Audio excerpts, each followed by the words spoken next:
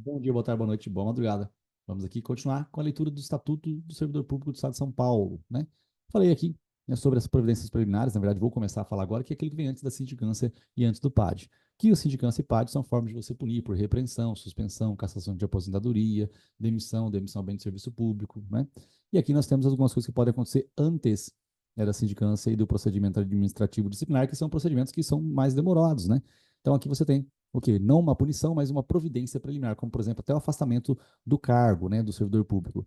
A autoridade que, por qualquer meio, tiver conhecimento da irregularidade, eu que acabei grifando aqui no videozinho anterior, acabei não conseguindo gravar, né, mas eu tinha grifado isso aqui, por qualquer meio, isso é importante, por qualquer meio, até por denúncia anônima, né, denúncia anônima chega ali, então a providência preliminar vai ser tomada por meio de denúncia anônima, né, se ela tiver conhecimento da irregularidade praticada por funcionário, adotará providências visando a sua imediata apuração, sem prejuízo das medidas urgentes, tá? Que o interesse da administração exigir, podendo submeter o caso às práticas autocompositivas. Isso aqui é bem legal. Autocompositivo, assim, você procura evitar os conflitos realmente legais e cria ali uma certa forma, né, uma situação em que o servidor ele se compromete a realizar algo para que não seja punido de outra forma. Ou propor celebração de termo de ajustamento de conduta. Tá? Tem aqui também, nós vamos lendo sobre o termo de ajustamento de conduta. A autoridade poderá, desde logo, submeter o caso às práticas autocompositivas, especialmente nas situações em que evidenciada a ocorrência de conflitos interpessoais, objetivando sempre a melhor solução para resguardar o interesse público. Gente, aqui a autoridade poderá, né? Enfim, é um poder-dever, se está na lei e a situação em si ela permite a autocomposição, isso deve acontecer.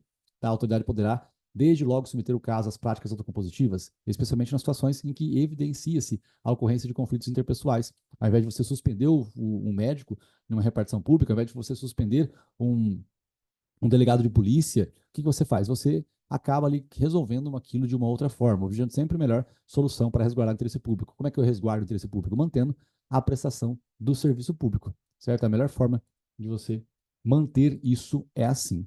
A autoridade realizará a apuração preliminar de natureza simplesmente investigativa quando a infração não estiver suficientemente caracterizada ou definida a autoria.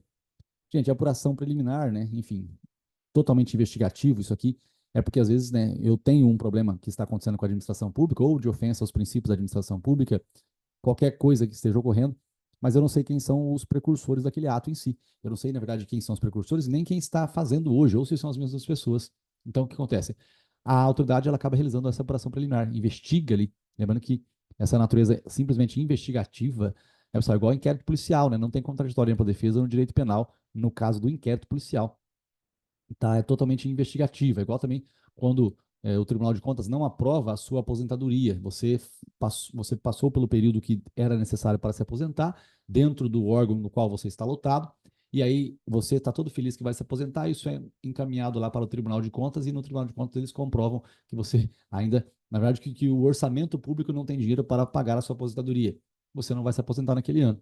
Rafael, e aí, qual que é o recurso que eu faço administrativo? Não tem contraditório nessa situação. Então, não tem contraditório em ampla defesa nessa situação da aposentadoria, não tem contraditório em ampla defesa em inquéritos policiais, e também não tem contraditório aqui em ampla defesa no caso dessa apuração preliminar aqui de natureza meramente investigativa, quando a infração não estiver suficientemente caracterizada ou definida a autoria. Tá? Então, aqui não tem contraditório. A apuração preliminar deverá ser concluída no prazo máximo de 30 dias. Isso aqui é legal, pessoal. Né? A apuração em 30 dias. Certo? Não concluído no prazo da apuração, a autoridade deverá imediatamente encaminhar ao chefe do gabinete relatório das diligências realizadas e definir o tempo necessário ao término dos trabalhos. Gente, aqui agora a palavra apareceu, a palavra deverá aqui apareceu, né? Mas, como eu disse, toma cuidado que de vez em quando, às vezes está escrito poderá, mas é um poder-dever, né? Aqui tem aqui o escrito, né, de que a autoridade poderá, desde logo, submeter o caso às práticas autocompositivas. Lógico que existe o juízo de valor da pessoa, né, o mérito dele de ver a conveniência e a oportunidade para confirmar se isso aqui é possível ou não. Mas mesmo assim, se está previsto na lei, a pessoa acaba tendo que priorizar, né, a resolução do conflito no caso das práticas autocompositivas. Se está previsto, é ideal que seja utilizado. Não concluída a apuração no prazo, a autoridade deverá imediatamente encaminhar ao chefe de gabinete relatório das providências, das diligências, perdão, realizadas e definir o tempo necessário para o término dos trabalhos. Gente, quando você vê chefe de gabinete aqui, já volta ali em cima, vê quais são as autoridades competentes para a aplicação das penas em si, né? É sempre importante você, quando vê um nome que você já viu uma outra oportunidade nos estudos, procura retornar aquilo lá para que seja potencializado isso na sua memória de curto prazo e, obviamente, né, de longo prazo para a gente acertar as questões no dia da prova. Ao concluir a apuração preliminar, lembrando que a apuração preliminar é o que nós estamos comentando aqui agora, né, eu não sei ainda quem é a pessoa que vai ser punida, tá? Então, ao concluir a apuração preliminar, a autoridade deverá opinar fundamentadamente pelo arquivamento. Arquivamento é o quê? Acabou, fim. Né? Pela instauração da sindicância. Sindicância é um procedimento administrativo mais simples, né? De certa forma, é algo mais simples. Eu não vou falar que é mais simples porque tem procedimento administrativo sumário e também ordinário, né? Mas, enfim, a sindicância é como se fosse um procedimento administrativo mais simples ainda, com punições mais simples ainda, né? Suspensão igual ou inferior a 30 dias, por exemplo, certo? Então, ao concluir a apuração preliminar, a autoridade deverá opinar fundamentadamente pelo arquivamento, ou pela sindicância, ou pelo processo administrativo. Determinada a instalação da sindicância ou processo administrativo, ou no seu curso, havendo conveniência para instrução ou para o serviço, poderá o chefe de gabinete, por despacho fundamentado, ordenar as seguintes providências: afastamento preventivo do servidor quando recomendar a moralidade administrativa, ou apuração do fato sem prejuízo de vencimentos ou vantagens até 180 dias prorrogáveis uma vez por igual período. Isso aqui é muito importante, pessoal. Esse afastamento, tá? Esse afastamento preventivo, a gente não pode confundir com a suspensão, que já é a punição em si. O afastamento preventivo ele pode se dar por até 180 dias e lembrando-se que isso aqui não é a suspensão, é um afastamento, olha só, sem prejuízo das vantagens. O que significa isso, Rafael, esse negócio de sem prejuízo das vantagens? Significa que o cara ele vai continuar recebendo o salário dele. É um afastamento só. Ele continua recebendo, diferente no caso da suspensão que nós vimos, que ele pode ter a redução de 50%, enfim, da remuneração dele, certo? Então, afastamento preventivo pode ocorrer depois que foi definido aqui realmente, né, a sindicância ou processo administrativo, mas não vai retirar a remuneração dele. Até 180 dias prorrogáveis uma única vez por igual período. Veja que prorrogável uma única vez por igual período, né, também é importante você decorar, lembrando que os concursos públicos, também no artigo 37, né, de até 2 anos, né, a validade do concurso público de até 2 anos, prorrogável uma única vez por igual período. Então, não é toda vez 2 anos, pode ser 6 meses, prorrogável por igual período.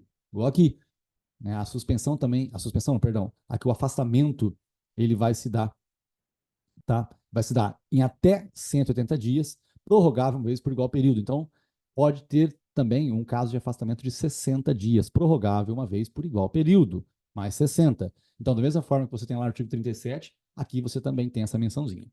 Designação do servidor acusado para o exercício de atividades exclusivamente burocráticas até a decisão final do procedimento. Enfim, uma pessoa que está dando muito trabalho na rua, um policial que dá muito trabalho na rua, coloca esse policial para cuidar da parte, né, burocrática, para ficar mexendo ali só com papelada. Recolhimento de carteira funcional, né, o cara que tem o hábito de ficar dando carteirada por aí, querendo entrar numa festa de graça ou noutra, porque, eu sou oficial de justiça, então eu vim aqui ver o que está acontecendo nessa festa. Né, e o cara entra, né, recolhe a carteira dele, distintivo, arma, algema, né? Aqui, proibição de porte de armas. Qual que é a diferença de proibição de porte de arma e recolhimento de arma? É que, enfim, pessoal, existem várias armas, né? Não é só arma de fogo. Eu imagino que na origem disso aqui, eles não estavam preocupados em distinguir ali. Às vezes a pessoa tem um taser, né? Tem um spray de pimenta. Alguns casos do setor da polícia não anda armado mesmo em si, com arma de fogo, propriamente dito. Então, eu não sei, né, se teria essa diferença na origem dessa lei. Eu não sei mesmo. Mas eu imagino que aqui é algo mais genérico e aqui seria realmente a proibição de porte de arma de fogo, né? Porque você pode comprar na OLX algo que seja uma arminha, né? Por exemplo, o spray de pimenta não é uma arma, mas é uma proteção. Acaba sendo uma arma, sim, né, na verdade, né? Acaba a pessoa sendo impedida de respirar. Então, aqui a diferença mesmo entre recolhimento da arma e proibição de porte de arma, eu não sei bem. Às vezes o recolhimento da arma, que às vezes a pessoa trabalha no lugar e ela fica parada, ela não fica transitando com a arma para cima e para baixo, né? Aqui o porte de arma é que te dá direito a andar armado por aí. Talvez essa é a diferença, acho que agora ficou mais clara aí, inclusive eu raciocinando com você. Eu fiquei mais focado aqui em pensar em arma branca, em arma de fogo, do que em simplesmente pensar que, às vezes, a pessoa, né, ela está no local que ela usa arma, mas ela usa ali dentro só, ela não teria o porte de arma, tá bom? E comparecimento obrigatório em periodicidade a ser estabelecida para tomar ciência dos atos do procedimento. Isso aqui acaba não sendo mais tão efetivo porque as pessoas podem ser comunicadas por WhatsApp, e-mail, né? Então é mais fácil essa comunicação do que está acontecendo. A autoridade que determinar a instalação ou presidir sindicância ou processo administrativo poderá representar ao chefe do gabinete para propor a aplicação das medidas previstas neste artigo, bem como a sua cessação ou alteração. O chefe de gabinete poderá, a qualquer momento, por despacho fundamentado, fazer cessar ou alterar as medidas previstas neste artigo. O período de afastamento preventivo computa-se como de efetivo exercício, ó, não sendo descontado da pena de suspensão e também eventualmente aplicada. Então, do mesmo jeito que é bom, é ruim, né? Então, não, na verdade, computa-se como de tempo de efetivo exercício, ou seja, o cara vai continuar ali recebendo valor, vai contar também como prazo de, eventualmente, aposentadoria, não sei como é que é o estatuto, no caso das regras específicas dos servidores do Estado de São Paulo, para a aposentadoria em si, tá? Mas continua computando. E acontece que não se desconta na pena de suspensão eventualmente aplicada. Sabe lá no direito penal, quando a gente tem a prisão preventiva? E na prisão preventiva, o período de prisão preventiva ele é computado para fins de estabelecimento do regime prisional. Então, o cara, eventualmente, ele pegou ali 4 anos e meio de prisão, que seria regime semiaberto, mas ele ficou preso preventivamente por 8 meses. Então, ele iria para o regime aberto, ou seja, existe a detração da pena. Você retira o período da prisão preventiva e desconta na aplicação da pena em si. Esse não é o caso aqui. Tá? Não há que se levar em consideração essa situação do afastamento, né, de 180 dias, ou o cara ficou afastado por 180 dias, agora ele vai ser punido por 90 dias de suspensão. Ah, não precisa mais ser suspenso por 90 dias. Por quê? Porque ele já ficou afastado por 180. Prevalece isso? Não, não prevalece isso. Bom, importante isso daqui, né? Aí das práticas autocompositivas, do termo de ajustamento de conduta e da suspensão condicional da sindicância. Gente, são coisas bem tranquilas aqui, na verdade, bem mais de leitura mesmo do que de qualquer outra coisa. Mas vamos lá. Autoridade competente para determinar a apuração de irregularidade e a instalação de sindicância ou processo administrativo e o procurador de Estado responsável por sua condução ficam autorizados, mediante despacho fundamentado, a propor as práticas autocompositivas, a celebração de termo de ajustamento de conduta, bem como a suspensão condicional da sindicância. As práticas autocompositivas a serem regulamentadas por decreto serão orientadas pelos princípios da voluntariedade. Aqui tem um rol, né, pessoal? Se tem rol, você sabe que é algo que você tem que grifar com aquela corzinha que você já tinha definido, um rosinha, e você decora e já era. As práticas autocompositivas a serem regulamentadas por decreto serão orientadas pelos princípios da voluntariedade, corresponsabilidade, reparação do dano, confidencialidade, informalidade, consensualidade e celeridade. Tá? Os princípios. Observando-se ainda o seguinte: as sessões serão conduzidas por facilitador de justiça restaurativa ou mediador devidamente capacitado e realizadas em ambiente adequado, que resguarde a privacidade dos participantes e a confidencialidade de suas manifestações. A participação do funcionário será voluntária e a eventual recusa não poderá ser considerada em seu desfavor. Isso aqui é legal, tá? Então o cara ele não quer participar dessa autocomposição? Não, não quer. Isso vai ser interpretado em seu desfavor? Não vai.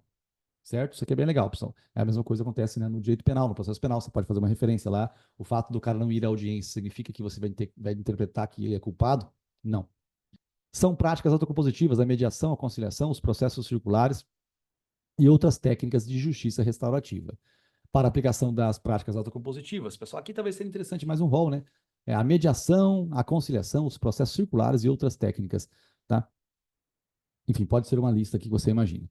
Para a aplicação das práticas autocompositivas, é necessário que as partes reconheçam os fatos essenciais, sem que isso implique, resulte a admissão de culpa em eventual sindicância ou processo administrativo. Olha, gente, isso aqui é bem legal. O fato de você reconhecer o acontecimento de algo, isso não vai resultar na certeza de que você vai ser punido na sindicância ou no processo administrativo. Então, olha só, para a aplicação das práticas autocompositivas, é necessário que as partes reconheçam os fatos essenciais, né? Eu estou ali na mediação, na conciliação, tá? Estou buscando ali resolver algo em si. Então, eu reconheço alguns fatos essenciais de algum problema que pode ter acontecido, mas isso não necessariamente vai já resultar na admissão de culpa para que ocorra a sindicância ou processo administrativo. Tá? Isso aqui também é bem interessante. Tá bom? O conteúdo das sessões restaurativas é sigiloso, não podendo ser utilizado como prova em processo administrativo ou judicial. Essa aqui também é legal. É uma regra aqui, né? Interessante. Tá? O conteúdo das sessões restaurativas, dessa busca dessa autocomposição aqui, tá? Isso é sigiloso e não vai ser utilizado como prova em processo. Também isso aqui é bem legal, decorar isso aqui também, né? Olha só, uma coisa que está assim, fora do que a gente está habituado a ler. E essa sessão restaurativa, tal coisa, né? Então a gente tem que prestar atenção nessas coisinhas todas, pessoal, tá? Assim, a prova, ela não é difícil, ela é uma prova de memorização. A autoridade competente para determinar a apuração de irregularidade e a instauração da sindicância, o processo administrativo e o procurador de Estado responsável por sua condução poderão, em qualquer fase, encaminhar o caso para as práticas autocompositivas mediante despacho fundamentado. Despacho fundamentado. Deixa eu só ver meu celular aqui mexendo muito aqui, porque senão eu vou ter que parar essa aula para gravar, não quero parar.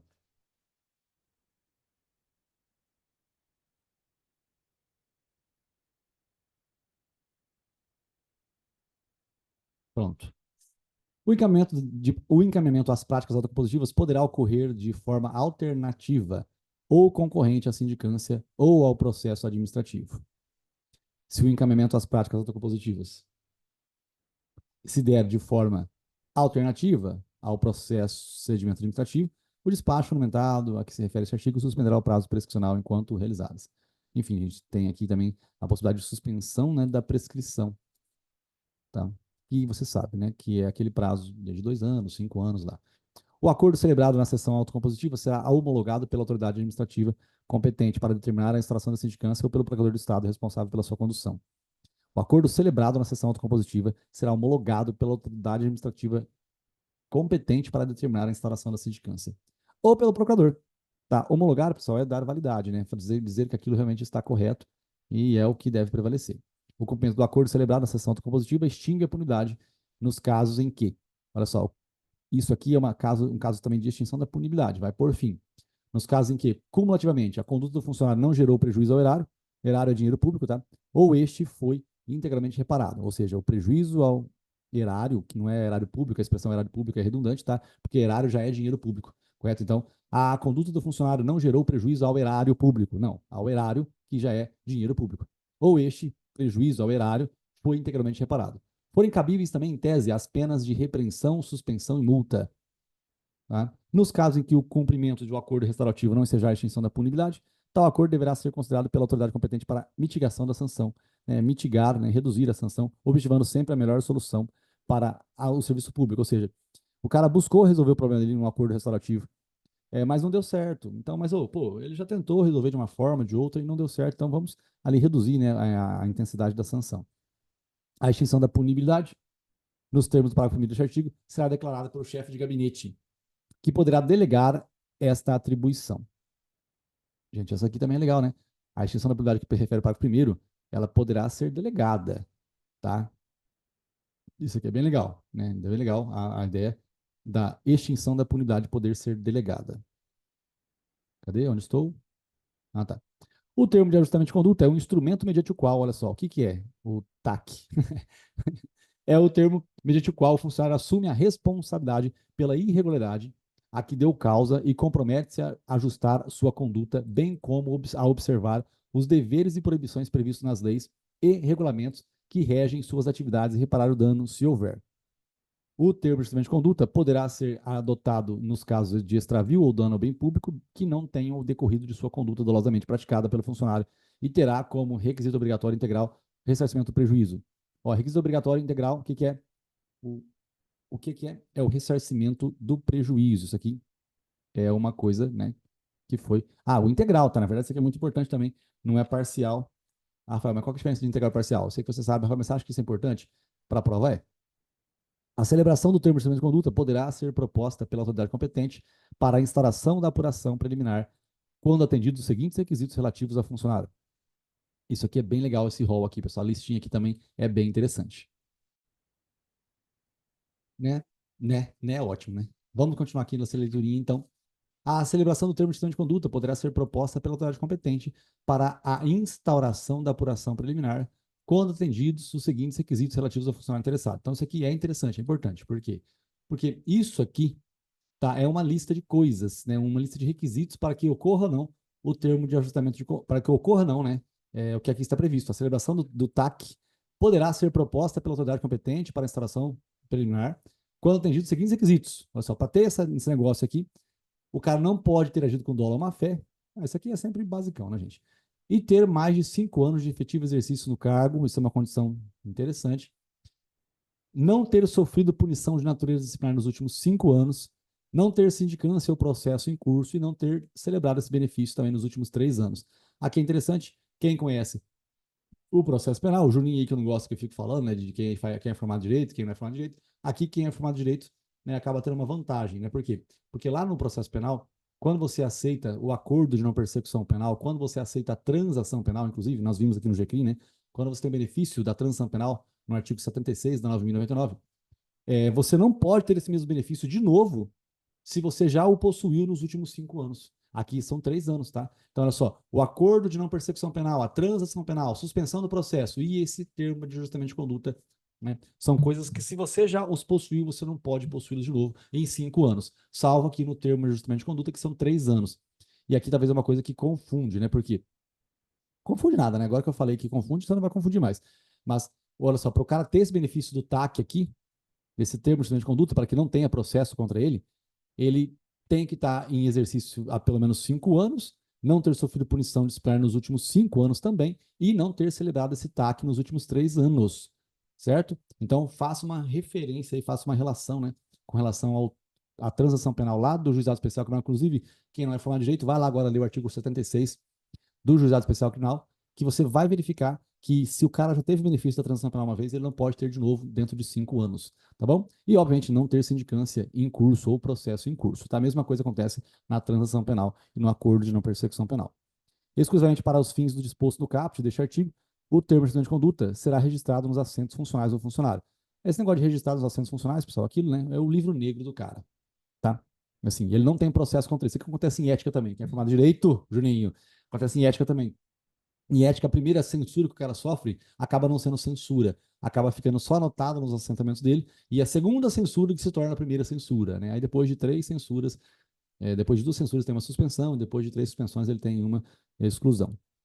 Tá aqui interessante, então, que, enfim, o TAC ele será registrado nos assentamentos funcionais do funcionário. O TAC será homologado pelo chefe de gabinete mediante prévia manifestação da consultoria jurídica da Procuradoria-Geral do Estado. O chefe de gabinete poderá delegar a atribuição prevista neste artigo. Isso aqui é legal também, o chefe de gabinete delegar a atribuição do quê? Dessa logística aqui da homologação e tudo mais, né?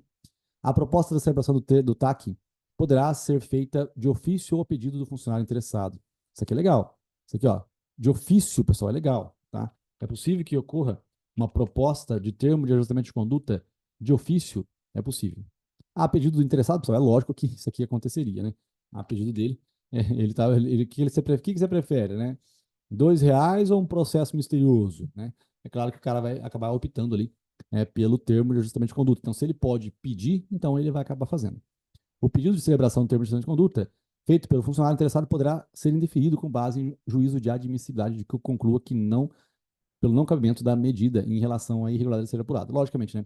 Se o cara pede, é porque ele não está requisitando. Então, se ele pede, ele pode ter isso indeferido. Às vezes, realmente, vai falar, cara, você quer um TAC, mas olha a merda que você fez, né? Olha o desvio que aconteceu aqui dentro da administração pública por causa de você.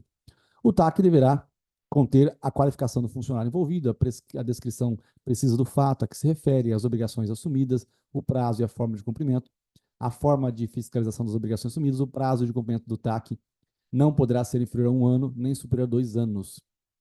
Essa é a condição, tá? Esse termo de ajustamento de conduta é um prazo, né? Tem um prazo, se o cara cumpre as condições estabelecidas pelo chefe do gabinete, aí ele vai ter a extinção da punibilidade, né? Resulta a extinção da punibilidade. O cumprimento das condições resulta na extinção da punibilidade que será declarado pelo chefe de gabinete. O chefe de gabinete poderá delegar essa atribuição prevista. Então, aqui, pessoal, já está visto, ali em cima nós vimos também que essa delegação, ela pode ocorrer, né, de extinção da punibilidade. No caso de cumprimento do TAC ou cometimento de nova, no caso de, perdão, de descumprimento do TAC ou cometimento de nova falta funcional durante o prazo de cumprimento do ajuste, a autoridade encarregada da fiscalização providenciará, se necessária, a conclusão da apuração preliminar e a submeterá à autoridade competente para deliberação.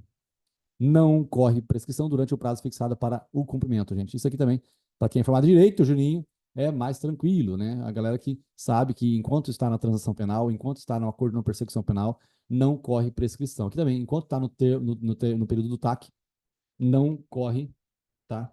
Não corre a prescrição, beleza? Não corre a prescrição significa que fica suspenso o prazo prescricional. Após a edição da portaria da instauração da sindicância, o procurador de Estado, que a presidir, poderá propor a suspensão prazo de 1 a 2 anos, desde que o funcionário tenha mais de 5 anos no exercício no cargo, né? Ou função e não registro de punição de natureza disciplinar nos últimos 5. É aquelas mesmas lógicas, né? Aí você lê com um pouco mais de atenção aí. O procurador do Estado especificará as condições de suspensão, em especial a apresentação de relatórios trimestrais e a frequência regular das faltas injustificadas. A suspensão será revogada se o beneficiário vier a ser processado por outra falta disciplinar ou se descumprir as condições do parágrafo 1º, prosseguindo neste caso o procedimento disciplinar. Tá acabando, tá acabando, tá acabando. Expirado o prazo de suspensão e tendo cumprido as suas condições, o procurador encaminhará os autos à Secretaria do Estado ou autarquia para a declaração da extinção da punidade. Não será concedido novo benefício durante o dobro do prazo da anterior suspensão, contado a declaração da extinção da punidade. Durante o período de suspensão, não ocorrerá prazo de prescrição, né? Ficando vedado o beneficiário ocupar cargo em comissão ou exercer função de confiança. Isso aqui também é importante, tá? Extremamente importante. Alternativamente, a suspensão constitucional da sindicância, prevista no artigo tal desta lei, a sindicância também poderá ser suspensa caso os envolvidos voluntariamente concordem com o encaminhamento para as práticas autocompositivas. Isso aqui é bem legal, né? Alternativamente, a suspensão da condicional da sindicância, ela também, enfim, desta lei, a sindicância poderá ser suspensa caso os envolvidos escolham voltar para a prática autocompositiva. A sindicância ficará suspensa até o cumprimento do acordo restaurativo. As secretarias do Estado, Procurador do Estado, Acordo-Geral, autarquias poderão estabelecer condições para a suspensão da sindicância observadas as especificações da estrutura ou da sua atividade aqui. Gente, olha só. Após a edição da portaria de instauração da sindicância, né, que vai começar a sindicância, que ela é parecida com o PAD, só que ela é mais branda. O Procurador do Estado, que é presidir, poderá propor a suspensão pelo prazo de 1 a 2 anos, desde que o funcionário tenha mais de 5 anos de exercício no cargo ou função e não registre punição disciplinar nos últimos 5 anos. Então, o que estamos lendo aqui é o seguinte, né? O termo de ajustamento de conduta é um negócio que vai fazer com que não aconteça o procedimento administrativo disciplinar e não aconteça a sindicância, é o que está escrito.